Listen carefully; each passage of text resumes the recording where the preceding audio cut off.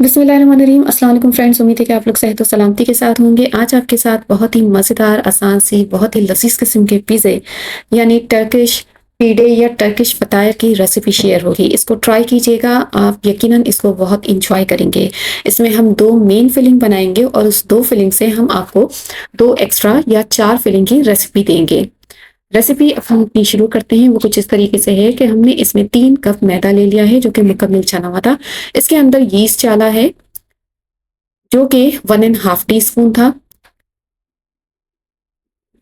अब यहाँ पे शक्कर जाएगी 3/4 टेबल स्पून, सॉल्ट आधा टेबल स्पून ऐड होगा। शक्कर को ऐड ज़रूर करना है।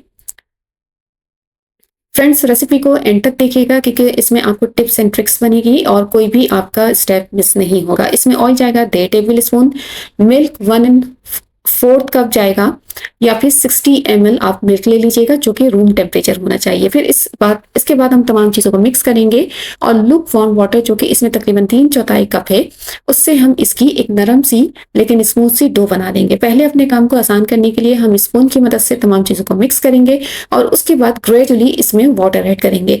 वाटर की मिकदार कम या ज़्यादा हो सकती है, ये मैदे की क्वालिटी पर भी डिपेंड करती है। अब हम इसके हाथ से जो है डो बनाएंगे। डो को बनाने में ज़्यादा टाइम नहीं लेना है। जितना ज़्यादा आप डो को गूंदेंगे उतना ही ज़्यादा ये सख्त होती जाएगी। अब आप यहाँ पे हाथों का एक्शन देख लें कि किस तरह डो करनी है। पहले डो को जो है हमें ऊपर लाना है और फिर इसको दबाना है। अब आप यहाँ पे देख लीजिए इसकी एक नरम सी डो बन गई है। ये थोड़ी स्टिकी होगी लेकिन इससे कोई ख़ास फ़र्क नहीं पड़ेगा। डो के एंड में हम इसको ऊपर से ऑयल से कोटिंग देंगे ताकि ये ड्राई ना हो। अब इसको हम ढक कर कम से कम 60 मिनट्स के लिए रख देंगे कि उसमें ये फुल राइस हो। जब आप यीस्ट का इस्तेमाल करें तो आप उसकी एक्सपायरी डेट ज़रूर देख लेगा वरना वो इसमें स्मेल करेगी। अब हम इसकी कीमे की फिलिंग बनाते हैं। इसके लिए हमने 2 टेबल स्पून ऑयल लिया था। इसमें तकरीबन 1 टेबल स्पून हमने जिंजर और गार्लिक का पेस्ट लिया। साथ में यहाँ पे एक दरमियानी साइज़ की ऑमलेट कट प्याज ली और वो भी हमने इसमें हल्की सी फ्राई कर ली।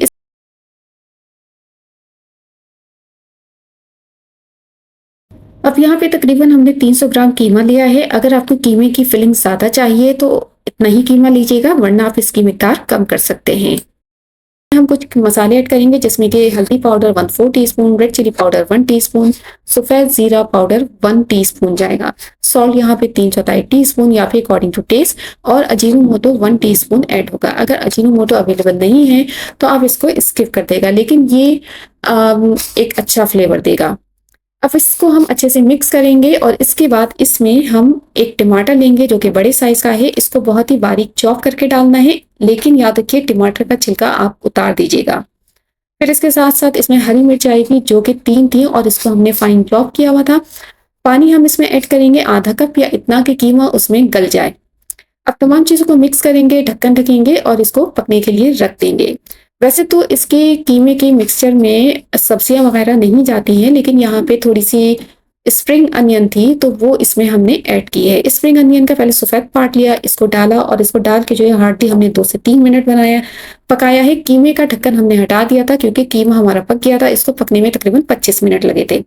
अब यहाँ पे स्प्रिंग अनियन के सफ़ेद हिस्से के साथ विनेगर जाएगा जो कि आधा टेबल स्पून और ऑरिगानो भी 1 टेबल स्पून इसमें ऐड होगा। इन चीज़ों को हम अच्छे से मिक्स करेंगे, ढक्कन रखेंगे, इसको मुश्किल से 2 से 3 मिनट पकाएंगे इतना कि जो बाकी चीज़ों का फ्लेवर है वो इसमें अच्छे से इनकॉर्पोरेट हो जाए।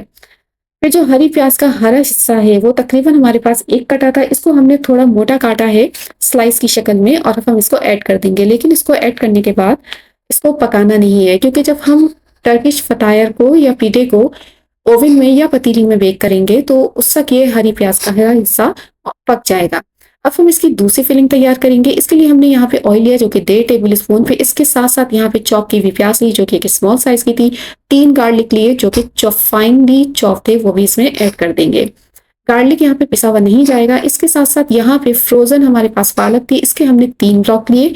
अगर आपके पास फ्रोजन पालक नहीं है तो पालक को आप मुकम्मल तौर पे बारीक काट के जो कि तकरीबन 250 ग्राम हो वो इसमें ऐड कर दीजिएगा।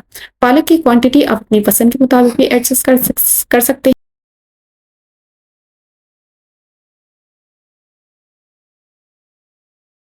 Powder 1/6 teaspoon, red chilli powder आधा टीस्पून, व्हाइट क्यूमिन पाउडर आधा टीस्पून और सॉल्ट इसमें 1/3 टीस्पून या 3/4 टीस्पून आप इसमें ऐड कर सकते हैं। को डाल के हम हार्डली इसको 6 से 7 मिनट पकाएंगे, सिर्फ इतना कि पालक का पानी सारा खुश्क हो जाए। हमारी दूसरी फिलिंग भी तैयार हो गई है, इसको हमने ठंडा होने के लिए रख दिया है। अब जो हमने डो को राइस करने के लिए रखा था, तकरीबन 16 मिनट के बाद हमने यहाँ पे इसको निकाल लिया है। आपने डो को देख लिया है कि ये कितने अच्छे से राइस हो गई है।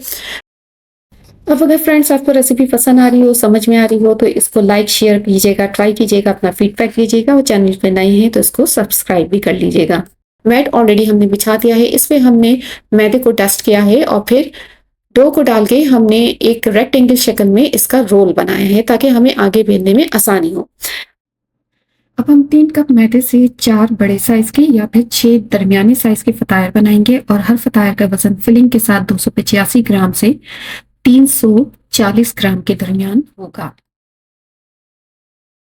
अब आप यहाँ पे देख लीजिए हम पेड़े को किस तरह बना रहे हैं, यानी सारे एक्सेस आटे को हमने नीचे की तरफ खींचा है और फिर इसको जोड़ के हम इसको एक बॉल की शक्ल देंगे। आप भी पेड़े इसी तरह बनाएगा, इस तरह ये थोड़े एयरी होंगे और आपका फतायर या पीड़ा थोड़ा एयरी बनेगा। इस तरह हमने 4 डो बना ली हैं। अब हम इसको 15 मिनट का रेस्ट देंगे। किसी भी क्लीन क्लॉथ से इसको ढक के रख दीजिएगा। 15 मिनट बाद आप देखिए कि इसका मजीद फर्मेंटेशन प्रोसेस हुआ और ये साइज में बढ़ गए हैं। यहाँ पे हमारे पास दीगर अज्जा हैं जिसमें कि हमारे पास चीज है, ठंडी कीवी, पालक और कीमे की फिलिंग है। अब अगेन हम अपने मैट की तरफ आते हैं। यहाँ पे हमने फ्लावर को डस्ट किया है और अब एक एक पेड़ा लेके हम इसको ओवल या ऑब्लोंग शेप देंगे। इसके लिए आप बेलने से पहले पेड़े को थोड़ा लंबाई में खींचिएगा, हल्के हाथों के साथ रोलिंग पिन से इसको बेलिएगा। यहाँ पे एक फतायर की मोटाई बेलने के बाद तकरीबन एक पराठे के बराबर होती है। बहुत ज्यादा इसको थिक नहीं बेलना है, वरना जब हम इसको बेक करेंगे तो ये बहुत ज्यादा स्पंजी या मोटा हो जाएगा और हमें फतायर को थोड़ा पतला रखना है ताकि हम फिलिंग को ज्यादा इंजॉय कर सकें। अब हम पहली फिलिंग लेते हैं। इसके लिए हम फतायर जो हमने इसके डो को बेला है, इसकी यहाँ पे लंबाई तकरीबन 11.5 से 12 इंच है। सबसे पहले हम फिलिंग जो है इसमें हमने चीज डाला है, किनारों पे इसको एडजस्ट किया है और फिर चीज वाले हिस्से को किनारों से हमने फोल्ड किया है इस तरह कि फोल्डिंग के अंदर सारी चीज आ जाए और वो हाइड हो जाए। ये हमारा पहला फतायर है। यहाँ पे आप देख लीजिए इसके कोनों को हम किस तरह एक दूसरे से ज्वाइन करेंगे कि ये एक बोट शेप आ जाएगी। हल्के हाथों के साथ हमने इसके किनारों को दबाना है। इसके बाद यहाँ पे हम केचप लेंगे। केचप आप अपनी इसकी क्वांटिटी आपकी पसंद के मुताबिक होगी, लेकिन तकरीबन 1.5 से 2 टेबल स्पून इसमें बहुत है। इसको अच्छे से हम स्प्रेड कर देंगे। फिर हमारे पास कीमे की जो फिलिंग थी जो कि मुकम्मल तौर पर रूम टेम्परेचर है, उस फिलिंग को केचप के ऊपर हम अच्छे से फैला देंगे और हमारे पास जो चीज है उसको भी हम इसके ऊपर डाल देंगे। इस वाली फिलिंग में हम चीज ज्यादा डालेंगे कि ये कीमे को मुकम्मल तौर पे कवर कर ले। दूसरी बात, यहाँ पे चीज जो है वो आप किसी भी किस्म की ले सकते हैं। ये मिक्स चीज है, यानी इसमें चेडर, मोज़रेला और पार्मेसान चीज है।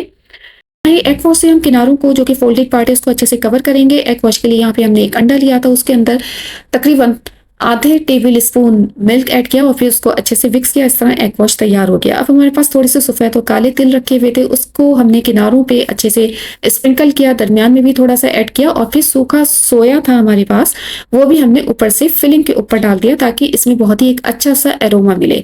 आप चाहें तो यहाँ पे धनिए और पार्सले का इस्तेमाल भी कर सकते हैं। इस तरह हमारा पहला फताया तैयार हो गया है। इसको हमने ओवन ट्रे पे रख दिया है। अब दूसरी फिलिंग हम अपनी तैयार करेंगे। इसके लिए यहाँ पे हमने सेम पेड़े को ऑब्लोंग शक्ल में या ओवल शेप में बोला था। फिर इसके बाद हमने इसमें चीज डाल दिया, अपनी पसंद के मुताबिक क्वांटिटी ली।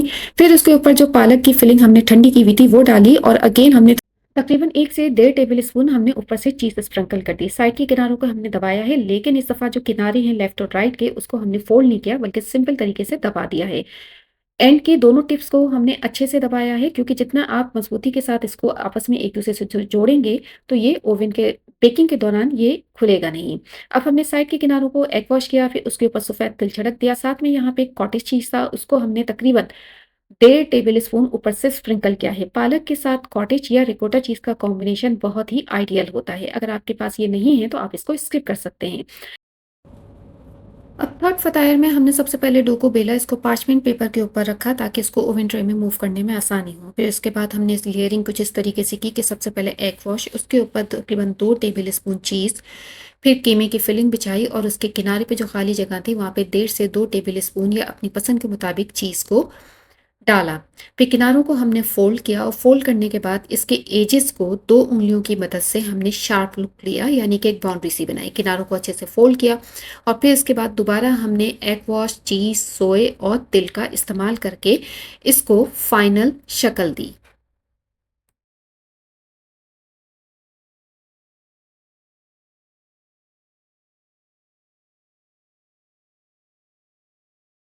यहाँ से आप इसका करीबी लुक देख लीजिए। इसके जो दोनों टिप वाले एंड हैं वो अच्छे से एक दूसरे से जुड़े हुए हैं कि एक अच्छी बोट की शेप आ जाए। अब ये वाला फतायर हम इसको सिर्फ पतीली में बेक करेंगे। इसके लिए हमने पतीली को ऑलरेडी 15 मिनट के लिए मीडियम हीट पे जो है गर्म कर लिया था। अब इसको हम ढक्कन से अच्छे से ढकेंगे और ऊपर से हम कपड़ा भी डाल देंगे ताकि स्टीम कहीं से ना निकले। इसको तकरीबन 15 से 20 मिनट के लिए हम बेक करेंगे। माशाल्लाह हम अपने फोर्थ फटायर की तरफ आ गए हैं। यहाँ पे हमने सबसे पहले तकरीबन 1 टेबल स्पून के करीब केचप को स्प्रेड किया, फिर उसके ऊपर कीमे की फिलिंग डाली और कीमे के ऊपर जो हमारे पास थोड़ी बची हुई पालक की फिलिंग थी वो भी हमने ऐड कर दी। किनारों जो खाली जगह थी किनारों पे उस पे हमने चीज़ डाला, किनारों को फोल्ड किया, टिप्स को आपस में मिलाया और फिर जो बाकी बचा हुआ चीज़ था जिसकी मिकदार तकरीबन 1 टेबल स्पून थी वो स्प्रिंकल की।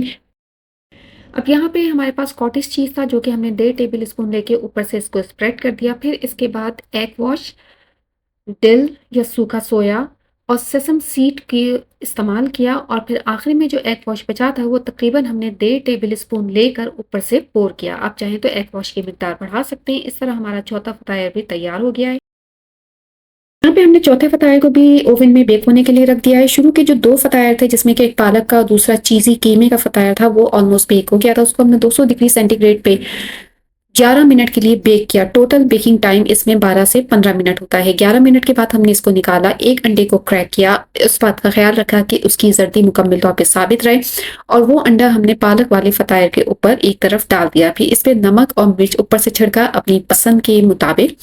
अब हम इसको दोबारा 3 से 4 मिनट के लिए बेक करेंगे कि अंडे की जर्दी थोड़ी पक जाए, लेकिन इस बात का ध्यान रखिएगा कि जर्दी हमें येलो और साबित ही चाहिए।